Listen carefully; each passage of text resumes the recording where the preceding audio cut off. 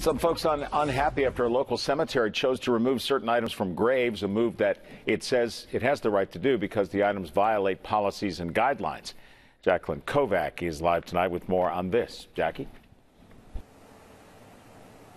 Marty, back in April, Richland Township Cemetery says they started to enforce a policy that they say they've always had.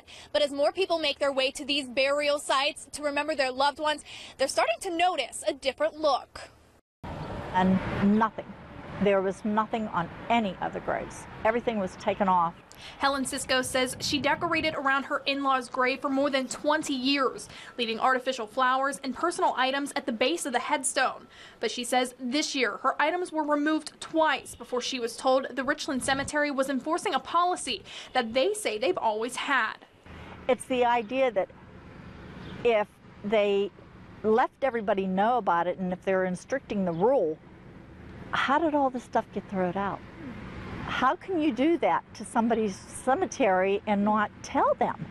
Csikos says the removed items, ranging from artificial flowers to statues and fencing, were thrown in a large pile under a tarp in the back of the cemetery and took these photos. She said many items were twisted and broken.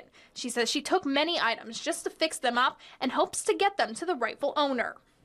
Things busted, broke, not taken care of, and it wasn't only flowers, it was the statues, it was things that people made, homemade items, and from little grandsons and granddaughters, and I just couldn't believe it. I could not believe that they could be that rude not to notify the families.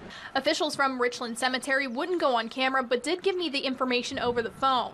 They say items were put into a pile and says a number of people didn't realize the items weren't allowed. Cemetery officials say these signs have been posted since April, alerting anyone entering the cemetery of the policy.